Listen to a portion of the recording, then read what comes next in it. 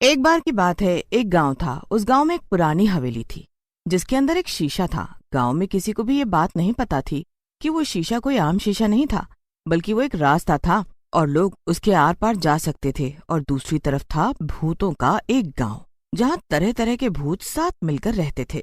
वो भूतों का गांव ठीक इस इंसानों के गांव जैसा ही था, वैसे ही घर और वैसी ही पुरानी हवेली भी। एक दिन जब 2 दिन बाद होली का त्योहार गांव में मनाया जा रहा था, तब मनोज नाम का एक आदमी घर से बाहर काम के लिए निकला। मनोज की बेटी प्रिया दौड़ते हुए बाहर आती है और उसे रोक लेती है। पापा पापा रुको, आज आप लौटते वक्त मेरे लिए एक पिचकारी और रंग लाएंगे ना, और गुजिया भी। हाँ हाँ बेटा, जरूर। मैं तुम्हारे लिए ये सब ले आऊंगा। चिंता मत करो। अब तुम अंदर अपनी दादी के पास जाओ, वो अकेली है ना। मनोज की पत्नी मीरा की बहुत समय पहले ही मौत हो गई थी। उस समय प्रिया काफी छोटी थी। मनोज जल्दी से प्रिया को वापस घर के अंदर जाने को कहता है और कुछ सोचते सोचते काम के लिए निकल जाता है। यही सब चिंता में मनोज चलते चलते गांव की उस खंडर हवेली के पास पहुंच जाता है। अरे, ये मैं चलते चलते कितना दूर आ गया। और ये हवेली कितनी सुंदर है। क्या ये वही हवेली है जिसके बारे में मैंने बचपन से सुना है? यहाँ कोई भी नहीं जाता क्योंकि लोगों को लगता है ये भूतिया है। तो वैसे क्या पता, अंदर मुझे कुछ कीमती सामान मिल जाए जिसे बेचकर मैं प्रिया के लिए पिचकारी ले सकूं। मनोज चोरी करने के लालच में आकर हवेली के अंदर टूटी हुई खिड़की से घुस जाता है और कोई कीमती सामान ढूंढने लगता है, मगर उसे कुछ भी नहीं मिलता। हे भगवान, यहाँ तो मकड़ी के जालों और धूल मिट्टी के अलावा कुछ भी कीमती सामान नहीं दिख रहा। लगता है कि मुझे खाली हाथ ही वापस जाना पड़ेगा। हाय रे मेरी फूटी किस्मत। तभी मनोज को अपने सामने वही शीशा दिखाई देता है। वाह, ये शीशा कितना ज्यादा बड़ा और खूबसूरत है। इसे बेचकर तो मुझे काफी पैसे मिल सकते हैं। चलो, कुछ नहीं तो यही सही। मैं इसे ही ले चलता हूँ। मनोज शीशे को उठाने की कोशिश करने लगता है, पर तभी उसका पैर फिसल जाता है, जिस कारण से मनोज शीशे के अंदर गिर जाता है। अंदर गिरने के बाद मनोज भूतों के गांव में पहुंच जाता है। ये ये क्या हुआ अचानक से? ये मैं शीशे के आर पार कैसे आ गया? ये सब क्या हो रहा है? बाहर चलकर देखता हूँ कि आखिर ये कैसी जगह है। मनोज हवेली से बाहर निकलकर गांव में घूमने निकल जाता है, पर गांव का नजारा देखकर मनोज की हालत खराब हो जाती है। ये ये सब क्या है? यहाँ तो मुझे कोई भी इंसान नहीं दिख रहा। सब कहाँ चले गए भला? कोई है? कोई है? चलो, अपने घर को चलकर देखता हूँ। प्रिया जरूर होगी वहाँ। मनोज अपने घर की तरफ बढ़ता है, पर उसके होश उड़ जाते हैं जब वो घर के बाहर एक चुड़ैल को बैठे देखता है। उस चुड़ैल के चेहरे पर रंग लगा हुआ था, पर मनोज को घर के अंदर कोई भी नहीं दिखता। आखिर ये सब हो क्या रहा है? नहीं, मुझे यहाँ नहीं रहना चाहिए। वापस हवेली में जाना चाहिए। वो शीशे से बाहर निकलकर शायद मैं अपनी दुनिया में पहुंच जाऊं। जरूर ये भूतों की दुनिया है।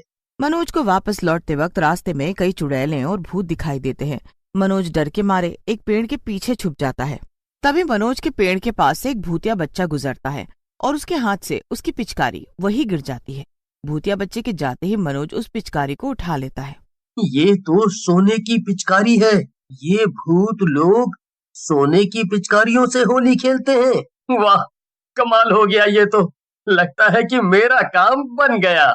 मनोज उस पिचकारी को अपने कपड़े में छिपा कर रख लेता है। तो तभी कुछ दूर पर उसकी नजर पड़ती है कि कुछ दूर पर भूत मिलकर खून की होली खेल रहे थे। ये सब तो खून की होली खेल रहे हैं।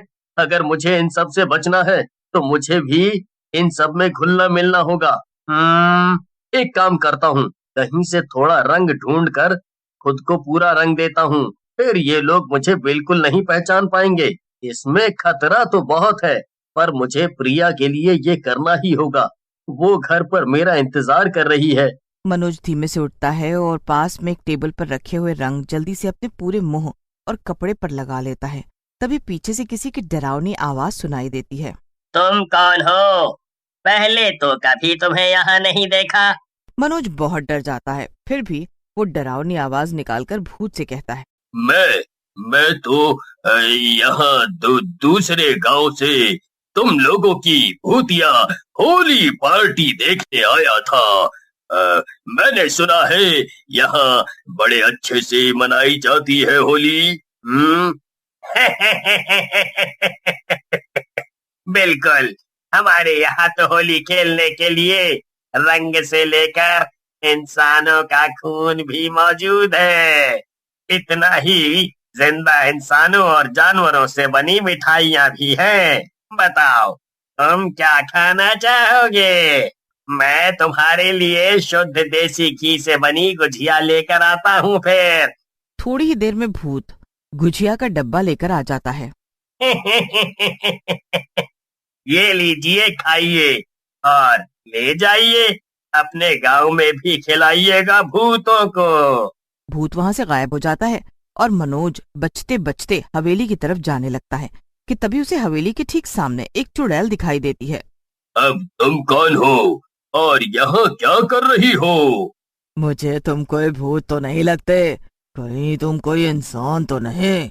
ये सुनकर मनोज डर के मारे कांपने लगता है। तुम यहाँ के बाकी बेवकूफ भूतों को चकमा दे सकते हो, पर मुझे नहीं। तभी वहाँ दूसरी चुड़ैल भी आ जाती है। अरे इसे जाने दो, इसने कुछ नहीं किया और तुम जाओ यहाँ से, जाकर अपनी होली कहीं और मनाओ। अरे रे, भला तू यहाँ पर कहाँ से आ गई? और तू जानती है क्या इस इंसान को जो इसे बचाना चाह रही है? अरे हाँ, मैं जानती हूँ और मैं तुम्हें इसे नुकसान नहीं पहुँचाने दूंगी, बिल्कुल नहीं। इसकी बेटी इसका घर पर इंतजार कर रही है, मैं इसे घर पहुँचा कर ही रहूंगी। क्या बेटी? भला इस सब से मुझे क्या? मेरा क्या लेना देना? मुझे तो बस अभी भूख लगी है और मैं इसे अभी के अभी खाऊंगी। होली के दिन मेरी भी पार्टी हो जाएगी। ये सुनकर दूसरी चुड़ैल को गुस्सा आ जाता है और वो अपने जादू से पहली चुड़ैल को हवा में उल्टा लटका देती है। जाओ मनोज, जल्दी से उस शीशे से वापस अपनी दुनिया में चले जाओ, प्रिया तुम्हारा इंतजार कर रही है। क्या तुमने मुझे अब तक पहचाना नहीं मनोज? मैं और कोई नहीं, मीरा हूँ, तुम्हारी पत्नी मनोज, तुम्हारी पत्नी। मरने के बाद हम सभी भूत और चुड़ैल इसी दुनिया में रहते हैं मनोज, और तुम जब यहाँ आए तभी मुझे पता चल गया था तुम्हारा यहाँ होना खतरे से खाली नहीं है।